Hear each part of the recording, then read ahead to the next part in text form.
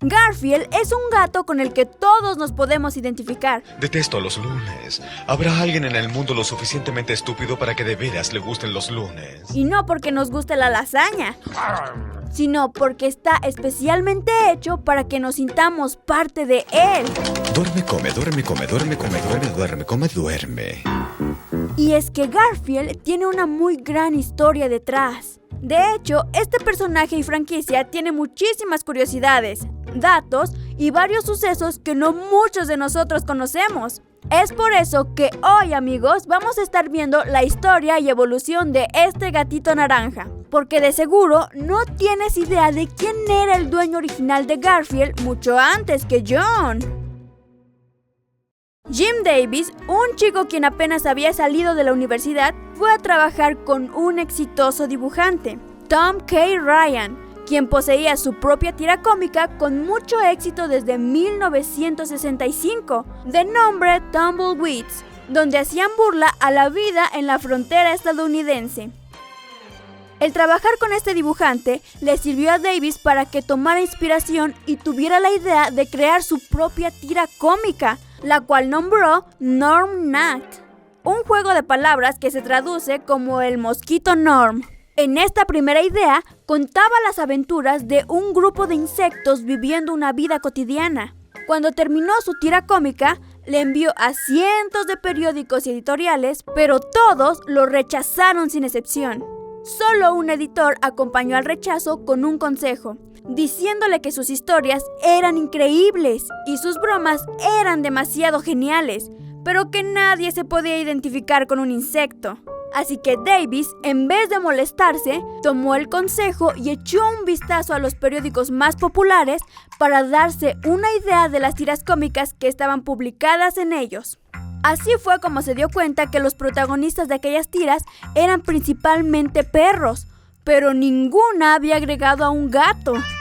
Así que recordó que en su infancia vivió rodeado de muchos gatos y sacó provecho de esta experiencia, comenzando a hacer unos cuantos garabatos.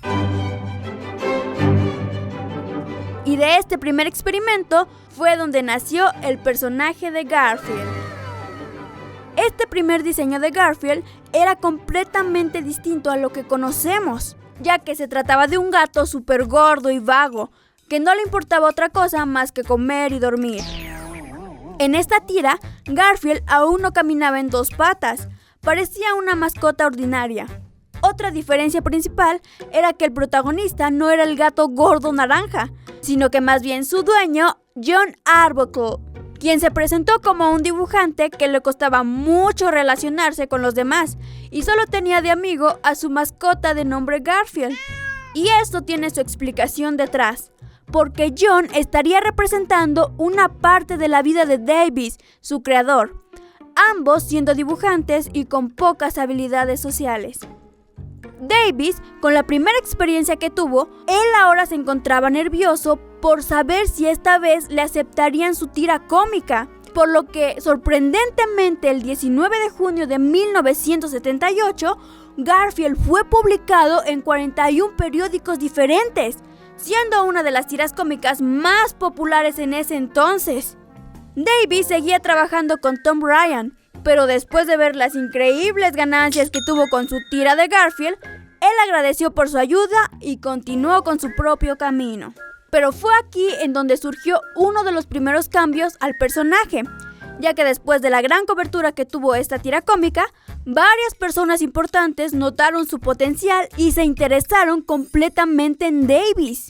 Uno de ellos fue Charles M. Schulz, siendo el creador de Snoopy, quien tenía la buena intención de ayudarle a Davis. Lo que le sorprendió a muchos fue que Charles se dirigió directamente al estudio de Davis para darle el consejo de que Garfield, en vez de caminar en 4 patas, ahora fuera en 2, y que sus extremidades se vieran más cómicas, siendo sus manos y pies más grandes. Aparte, varios de los periódicos en donde se publicó la tira le dijeron que en vez de que la historia se concentrara en John, esta tuviera más enfoque en el gato. Y esto porque Garfield era lo más divertido de la historia. Todos estos consejos ayudaron a Davis para que más lectores pudieran identificarse con Garfield. haciendo que sus tiras cómicas se volvieran cada vez más exitosas.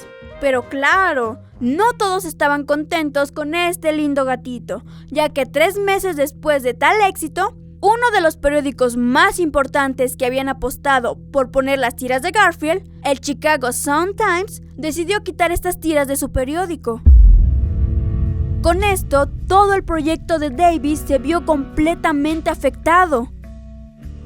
Pero para la suerte de todos, miles de lectores decidieron enviar cartas y llamadas con quejas al periódico, pidiendo que Garfield regresara. Si no hubiera sido por esto, puede que Garfield no sería tan conocido hoy en día.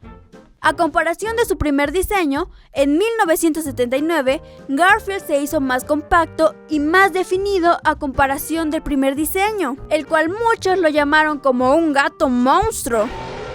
Además, dejó de mirar con sus ojitos viscos. Este cambio, según Davis, hizo que Garfield pudiera empujar a Odie fuera de la mesa o alcanzar un pedazo de pastel. Todo esto al igual que con los demás personajes. Sorprendentemente, no pasó mucho tiempo para que Garfield apareciera por primera vez en televisión, ya que justo 2 años después de haberse estrenado en los periódicos, se convirtió en una animación en 1980, apareciendo en el programa The Fantastic Funnies, en donde aparecían diversos dibujos animados como Daniel el Travieso y una de las creaciones del gran amigo de Davis, Charlie Brown. Cada vez más, Garfield se iba haciendo un éxito completo, y con su nuevo diseño, este iba tomando forma del que conocemos todos hoy en día. De tanto éxito que estaba teniendo, Garfield consiguió su primer especial de televisión, llamado Aquí viene Garfield, en donde él tiene que rescatar a Odie después de que la perrera lo capturara. Odie, eres tan estúpido que ni siquiera te das cuenta que estás en problemas. Y esto continuó subiendo cada vez más, ya que sorprendentemente en 1985 se estrenó otro especial de Garfield llamado Garfield en el pueblo, el cual se ganó un premio Emmy para Jim Davis.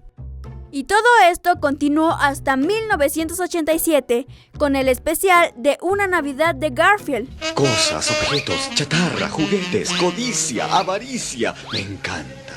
Este tuvo un gran significado para Davis como para los espectadores.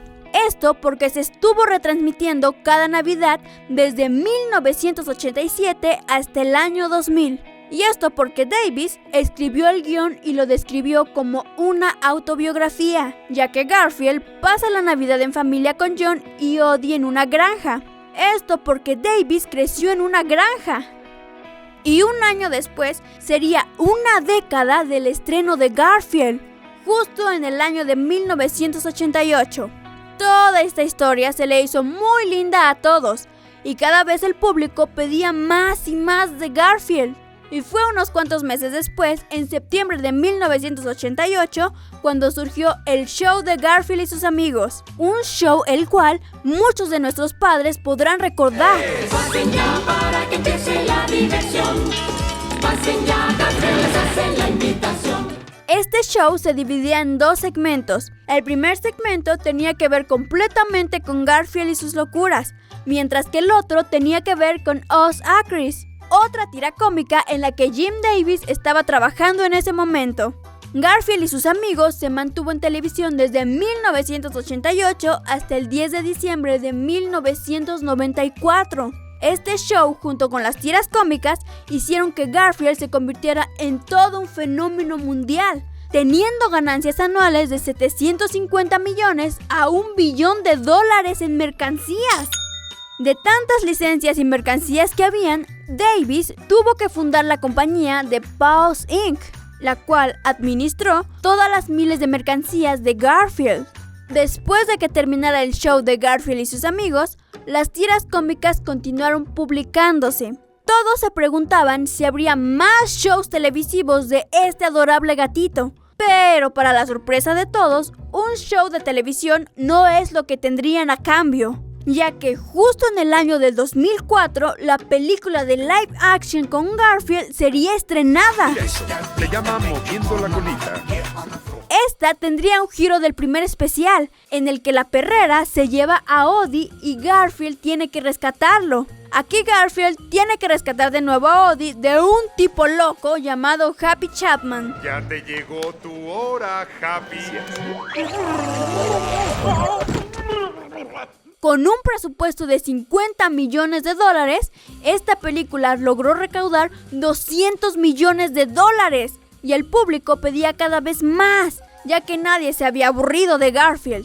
Por lo que justo 2 años después tuvimos la película de Garfield 2. La vida me armé sin más lío. Esta no tuvo tanto éxito como la primera, ya que con un presupuesto de $60 millones, esta recaudó solamente $143 millones. Y 2 años después, nos estarían presentando en televisión el segundo programa de Garfield, el cual primero raramente se estrenó en Francia y no en Estados Unidos, en diciembre del 2008. Este programa estaba completamente animado por computadora, ya que el show anterior estuvo animado y producido a mano por la propia compañía de Davis, Paul Sync, con una duración de 7 años, ya que su última emisión sería el 24 de septiembre del 2015. Y por todo lo que vimos, Garfield no tuvo un final trágico como otras series o caricaturas. Sus tiras cómicas siguieron siendo leídas por cientos de personas. Para 2018, más de 200 millones de personas seguían leyendo tiras cómicas de Garfield. Y para este mismo año, tenía un patrimonio estimado de $800 millones. Hasta el día de hoy, Jim Davis no es muy reconocido como lo es su creación, Garfield, pero a él le gusta que esto sea así, ya que si recordamos, él no tiene muy buenas habilidades sociales. Aparte de que Garfield tiene récord Guinness, tiene muchísimas curiosidades que estoy segura ustedes no conocen. Así que estén al pendiente de nuestro próximo video con todos estos datos y curiosidades que no sabían sobre Garfield. Como por ejemplo, ¿sabían que Garfield es inmortal? ¿En serio? ¿Él no puede morir?